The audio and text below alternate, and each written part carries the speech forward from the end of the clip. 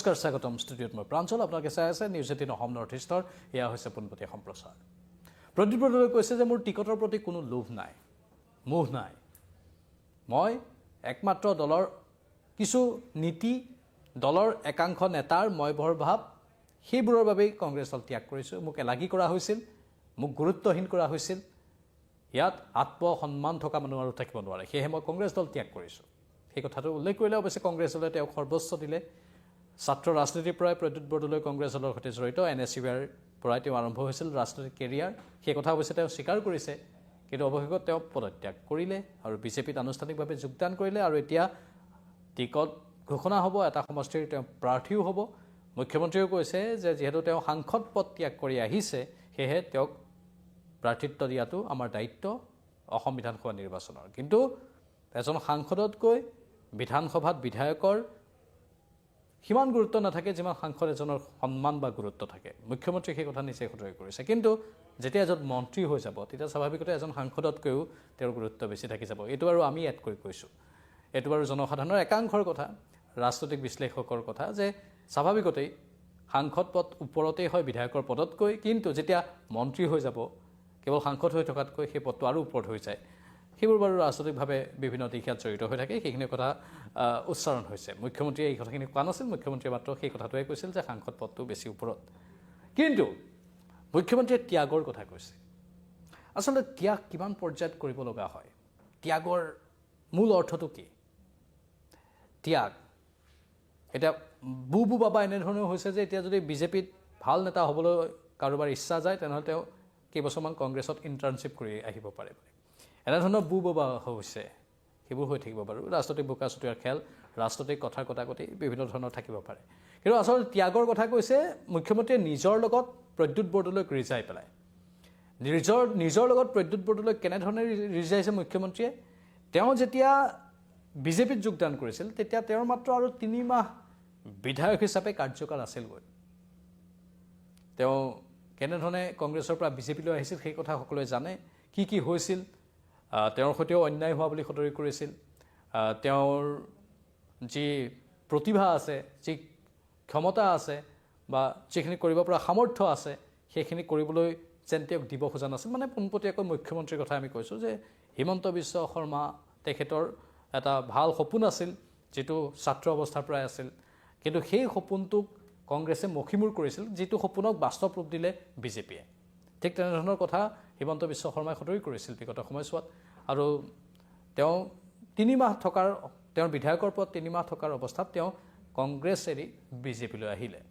বিপৰীতে প্ৰদ্যুৎ বৰদলৈৰ কথা যদি আমি ক'বলৈ যাওঁ 3 বছৰ সাংসদৰ পদ আছিল 2019ত তেওঁ নগাঁৱৰ সাংসদ হিচাপে নিৰ্বাচিত হৈছিল একেলেথাৰে 2024তো তেওঁ নগাঁৱৰ সাংসদ হিচাপে নিৰ্বাচিত হ'ল 2024 চনৰ পৰা মাত্ৰ 2 বৰ্ষহে অতিক্ৰম কৰিছিল 2024 25ত এবছৰ 26ত 2 বছৰ আৰু 3 বছৰ তেওঁ সাংসদ পদ আছিলেই 5 বছৰীয়া শাসনকালৰ কিন্তু তেওঁ 3 বছৰক ত্যাগ কৰি দিছে মানে 3 বছৰ থকাৰ অৱস্থাতো এতিয়ালৈকে এনেধৰণৰ ত্যাগ বিজেপিত বা কোনো নেতাই আন দললৈ যোৱাৰ সময়ত কৰা নাই বুলি মুখ্যমন্ত্ৰীয়ে সতৰি কৰিছে স্বীকাৰ কৰিছে যে ইমান ত্যাগ কৰি কোনো নেতাই এতিয়ালৈকে দল এৰি অহা নাই কোনো আন দলত এয়া এটা ডাঙৰ ত্যাগ নিজৰ সাংসদৰ কাৰ্যকাল 3 বছৰ থকাৰ অৱস্থাত তেওঁ সেই সাংসদ পদ ত্যাগ কৰি সেই দলটোৰ সদস্য পদ ত্যাগ কৰি আহি বিজেপিত যোগদান কৰিছে এইটো সঁচাকৈ আমাৰ ত্যাগৰ তুলনাত বহুত ডাঙৰ ত্যাগ মুখ্যমন্ত্ৰীয়ে সতৰি কৰিছে আমি একো ত্যাগ কৰি বিজেপিলৈ অহা নাই আমাৰ বিধায়কৰ কাৰ্যকাল মাত্ৰ 3 মাহ আছিল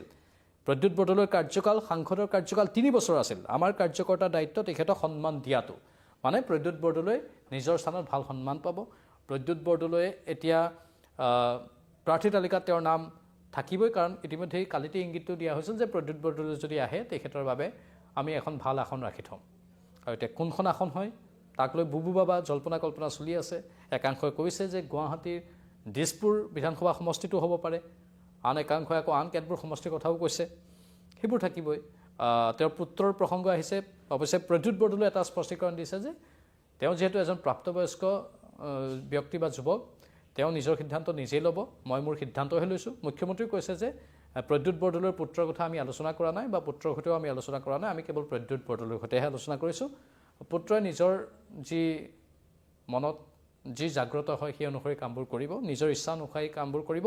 তাত প্ৰদ্যুৎ বৰদলৈয়ে পিতৃ হিচাপে কোনো বাধা নিদিওঁ বুলিও সদৰি কৰিছে।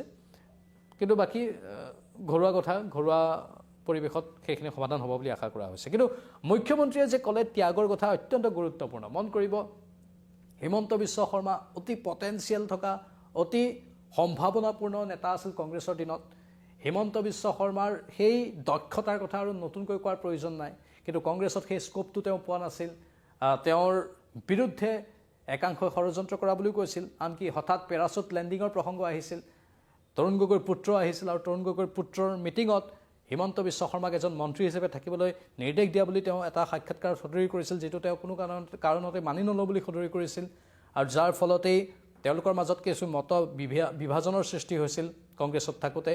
সেইবোৰ হিমন্ত বিশ্ব শৰ্মাই সহ্য কৰিব পৰা নাছিল।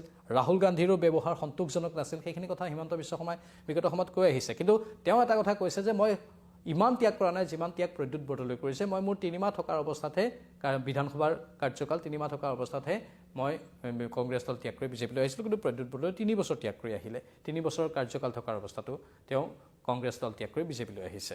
এতিয়া মুখ্যমন্ত্ৰীৰ সেই মন্তব্যখিনি আমি শুনাম। তাৰপাছত আৰু কথা আছে। প্ৰদ্যুৎ বৰদলৈ কিছু প্ৰতিক্ৰিয়াও প্ৰকাশ কৰিছিল। কেনেধৰণৰ প্ৰতিক্ৰিয়া? যে তৰুণ গগৈ যদি নাথাকিলহেঁতেন আজি গৌৰৱ গগৈক ৰাহুল গান্ধীয়ে চিনি নাপালেহেঁতেন, গৌৰৱ গগৈ প্ৰদেশ কংগ্ৰেছৰ সভাপতি নহ'লহেঁতেন। কিন্তু সেই তৰুণ গগৈক অনা মানুহজন কোন? সেই মানুহজন প্ৰদ্যুৎ বৰদলৈ। সেইখিনি কথাও কৈছে প্ৰদ্যুৎ বৰদলৈ। সেইখিনি কথা মই বৰ্ণনা আগবঢ়াম কিছু সময়ৰ পাছত। কিন্তু তাৰ পূৰ্বে ত্যাগৰ কথা যিহেতু আহিছে, হিমন্ত বিশ্ব শৰ্মাই কি ক'লে গোটেই ত্যাগৰ কথাখিনি আপোনালোকে মন দি শুনক। আগবঢ়াইছোঁ সেই ভাষ্যটো। বহুত সন্মানপূৰ্বক, কাৰণ এজন MLA এটা সমষ্টি চাই, এজন MPয়ে 10টা সমষ্টি চাই। প্ৰদ্যুৎ বৰদলৈয়ে আমাৰ দলত কিবা এটা পাব অহা নাই, তেওঁ কিবা এটা ত্যাগ কৰি আহিছে। কাৰণ তেওঁ আজি নগাঁও লোকসভাৰ এজন চিটিং MP আৰু 3.5 বছৰ তেওঁৰ কাৰ্যকাল আছে, অলপ বেছিয়ে আছে। গতিকে তেওঁ কিবা এটা ত্যাগ কৰি আজি ভাৰতীয় জনতা পাৰ্টীত যোগদান কৰিছে। ভাৰতীয় জনতা পাৰ্টীয়ে সদায় ব্যক্তিত্ব আৰু ব্যক্তিৰ ত্যাগক সন্মান কৰে।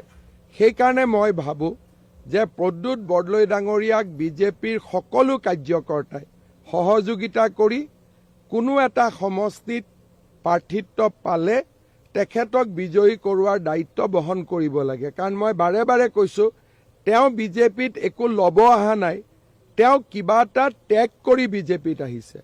আমি যেতিয়া বিজেপিত আহিছিলোঁ আমি একো ত্যাগ কৰি অহা নাছিলোঁ। কাৰণ তেতিয়া MLA শ্বিপ মোৰ 2 মাহ আছিলে বা 3 মাহ আছিলে। আমি বিজেপিত ত্যাগ কৰি অহা নাছিলোঁ। প্ৰদ্যুৎ বৰদলৈ আমাৰ ইতিহাসত প্ৰথম যোনে কংগ্ৰেছৰ পৰা জইন কৰিব কিবা এটা ত্যাগ কৰি আহিছে। 3.5 বছৰৰ তেওঁৰ এটা লোকসভাত টেনিউৰ আছে। আৰু নগাঁৱত তেওঁ অহাবাৰো জিকিব পাৰিলেহেঁতেন, কাৰণ নগাঁৱত আমি কেতিয়াও নিজিকো। গতিকে তেওঁ ৰাজনৈতিক জীৱনৰ এটা ডাঙৰ ত্যাগ কৰি ভাৰতীয় জনতা পাৰ্টীত আহিছে। কোনোবাই যদি ভাবে তেওঁ কিবা ল'ব আহিছে, ভুল কথা। আমি হয়তো ল'ব আহিছিলোঁ, কিন্তু প্ৰদ্যুৎ বৰদলৈ ডাঙৰীয়াই কিবা এটা এৰি আহিছে। গতিকে আমাৰ কাৰ্যকৰ্তাসকলৰ এইটো দায়িত্ব যে আমি প্ৰদ্যুৎ বৰদলৈ ডাঙৰীয়াক দলৰ মজিয়ালৈ আদৰণি জনাম। আৰু যদি আমাৰ ৰাষ্ট্ৰীয় নেতৃত্বই তেওঁক বিধানসভাত চিট দিয়ে, তেতিয়াহ'লে তেওঁক সকলোৱে আমি একেলগে লগ হৈ জিকাব লাগিব। লক্ষণীয় বিষয়বস্তু। আৰু প্ৰদ্যুৎ বৰদলৈয়ে আজি গেৰুৱা বসন পৰিধান কৰিলে, গেৰুৱা টুপি পিন্ধিলে। আৰু তাৰ পাছত প্ৰদ্যুৎ বৰদলৈয়েও বহুখিনি কথাই কৈ গ'ল। প্ৰদ্যুৎ বৰদলৈ এতিয়া হয়তো বহুতে বিশেষ দৃশ্যবোৰৰ কথা কৈ আছে যে টিকট পাব, বিধানসভা নিৰ্বাচন খেলিব, তাৰপিছত প্ৰদ্যুৎ বৰদলৈও মন্ত্ৰী হ'ব, যেনেধৰণে অজন্তা নেওগো মন্ত্ৰী হৈছে। লক্ষণীয় হ'ব। প্ৰদ্যুৎ বৰদলৈয়ে কৈছে যে মই কোনো টিকটৰ লোভত বা টোপত অহা নাই, মই কোনো মন্ত্ৰিত্বৰ লোভত বা টোপত অহা নাই। কিন্তু এটা সময়ত প্ৰদ্যুৎ বৰদলৈয়ে গুৰুত্বপূৰ্ণ দপ্তৰ চম্ভালিছিল, আপোনালোকৰ মনত হয়তো আছে। 4 বাৰৰ যিহেতু বিধানসভাৰ সদস্য হয়, শক্তি দপ্তৰ, উদ্যোগ দপ্তৰ, এইবোৰ বা পৰিৱেশ, এই গুৰুত্বপূৰ্ণ বিভাগবোৰৰ দায়িত্ব এইগৰাকী প্ৰদ্যুৎ বৰদলৈয়ে তৰুণ গগৈ চৰকাৰৰ দিনত এটা সময়ত পালন কৰিছিল। পাছত যেতিয়া বিজেপিৰ চৰকাৰ আহিল, পৰৱৰ্তী সময়ত তেওঁ কংগ্ৰেছৰ পৰা সাংসদ হিচাপে নিৰ্বাচন খেলিলে 2019ত আৰু দুবাৰৰ সাংসদ হ'ল। এতিয়া পুনৰ মন্ত্ৰী হ'বলৈ গৈ আছে প্ৰদ্যুৎ বৰদলৈ। সেই সম্ভাৱনাও বিভিন্নজনে প্ৰকাশ কৰিছে। ৰাজনৈতিক বিশ্লেষকৰ ভিন্ন মত আহি আছে আৰু বহুতে এইটোৱে প্ৰকাশ কৰিছে যে যেহেতু এজন সাংসদৰ পদতকৈ মন্ত্ৰিত্বৰ পদটো বেছি গুৰুত্বপূৰ্ণ, সেয়েহে মন্ত্ৰী হিচাপে আহিব হয়তো বিচাৰিছে প্ৰদ্যুৎ বৰদলৈ। সেয়া বিভিন্ন বিশ্লেষকৰ মতামত। আৰু এতিয়া হয়তো আমি আগন্তুক দিনত অসমৰ বিধানসভাত বা অসমৰ মন্ত্ৰীসভাত বিশেষকৈ আন এজন মন্ত্ৰী, বিজেপিৰ আন এজন মন্ত্ৰী প্ৰদ্যুৎ বৰদলৈ হয়তো দেখা পাম। ইমান দিনে কংগ্ৰেছৰ মন্ত্ৰী তেওঁ আছিলে পূৰ্বৰ দিনবোৰত, প্ৰাক্তন মন্ত্ৰী হিচাপে আছিলে এতিয়া আৰু বৰ্তমানৰ সাংসদ হিচাপে আছিল। কিন্তু অনাগত দিনত হয়তো আমি প্ৰদ্যুৎ বৰদলৈক বিজেপিৰ এটা দপ্তৰৰ মন্ত্ৰী হিচাপে দেখা পাব পাৰোঁ, তেনেধৰণৰ সম্ভাৱনা প্ৰকাশ পাইছে। এতিয়া প্ৰদ্যুৎ বৰদলৈ গৌৰৱ গগৈৰ কথা এনেধৰণে সদৰি কৰিলে যে গৌৰৱ গগৈক ৰাহুল গান্ধীয়ে আজি চিনি নাপালেহেঁতেন যদি তৰুণ গগৈৰ পুত্ৰ গৌৰৱ গগৈ নহ'লহেঁতেন। একেবাৰে সঁচা কথা, তাত কোনো দ্বিমত নাই। কিন্তু তৰুণ গগৈ আকৌ প্ৰদ্যুৎ বৰদলৈ নথকাহেঁতেন তৰুণ গগৈ নহ'লহেঁতেন, এনেধৰণৰ এটা ইংগিত প্ৰদ্যুৎ বৰদলৈ দিছে। কি কৈছে প্ৰদ্যুৎ বৰদলৈ? প্ৰদ্যুৎ বৰদলৈ কৈছে যে মই তৰুণ গগৈক মাৰ্ঘেৰিটাৰ পৰা বিধায়ক বনাইছিলোঁ। 1996 চনত কলিয়াবৰত নিৰ্বাচনত তৰুণ গগৈ হাৰিছিল।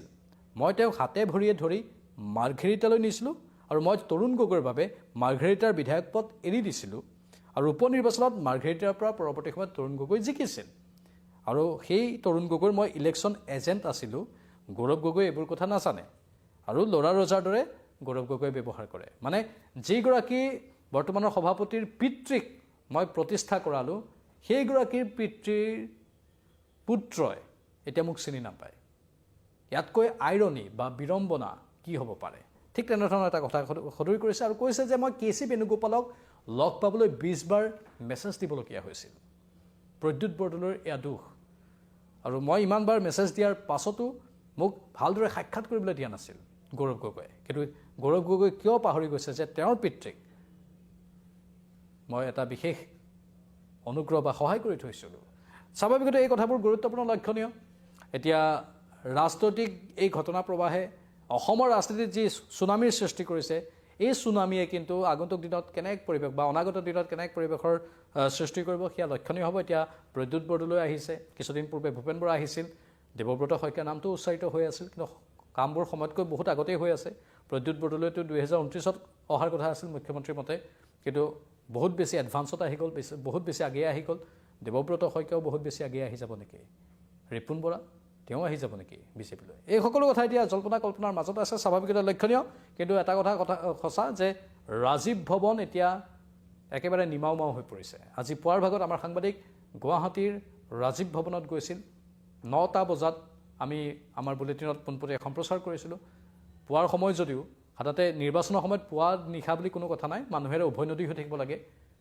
নিৰ্বাচনলৈ মাত্ৰ 20 দিন সময় আছে, কিন্তু ৰাজীৱ ভৱন নিমাওমাও আজি পুৱা 9টা বজাত। মই পুনৰ কৈছোঁ, পুৱা 9টা বজাত সাধাৰণতে যিকোনো কাৰ্যালয়ত মানুহ নাথাকিব পাৰে, কিন্তু নিৰ্বাচনৰ সময়ত এটা ৰাজনৈতিক দলৰ মুখ্য কাৰ্যালয়ত, মূল কাৰ্যালয়ত মানুহে উভৈনদী হৈ থাকিব লাগে। কাৰণ সেই ৰাজীৱ ভৱনতে আজিৰ পৰা 25 দিন পূৰ্বে আমি নমিনেশ্যন দিবৰ বাবে, আবেদন পত্ৰ দিবৰ বাবে, প্ৰাৰ্থিত্বৰ বাবে হেতাও পৰা লগোৱা মানুহৰ ভিৰ দেখিবলৈ পাইছিলোঁ। 850-900 জনতকৈ অধিক লোকে আবেদন পত্ৰ তাত দাখিল কৰিছিল। ঢোলে ডগৰে আহি সেই ৰাজীৱ ভৱন এতিয়া নিমাওমাও। মানে ক'ৰবাত কংগ্ৰেছৰ শক্তি বহুখিনি এতিয়া কমি গ'ল নেকি? সেই প্ৰশ্নবোৰ আছে। আমি আপোনালোকৰ মতামত বিচাৰিছোঁ। আপোনালোকে কি ভাবে? এই এজনৰ পাছত আন এজন নেতাই কংগ্ৰেছ ত্যাগ কৰাটোৱে কংগ্ৰেছক কিমান তললৈ নিব, অথবা ই ওলোটা কাম কৰিব নেকি? মানে ওলোটা ক্ৰিয়া কৰি কংগ্ৰেছক ওপৰলৈ লৈ যাব পাৰে নেকি? আপোনালোকৰ মতামত কি? কমেণ্ট বক্সত কমেণ্ট কৰি জনাওক। ইউটিউব আৰু ফেচবুকৰ দুটা কমেণ্ট প্লেটফৰ্ম আমি আপোনালোকৰ বাবে খোলা ৰাখিছোঁ। আপোনালোকৰ মতামত বহুমূলীয়া মতামত হয়, কাৰণ আপোনালোকেই প্ৰকৃত অৰ্থত নায়ক বা ৰজা, আপোনালোকেই সকলো ছয় নিশ্চয় কৰে। দৰ্শকসকলক কৈছোঁ, সেই দৰ্শকসকলক আমি অনুৰোধ কৰিছোঁ যে আপোনালোকৰ মতামতবোৰ কমেণ্ট বক্সত দিবলৈ।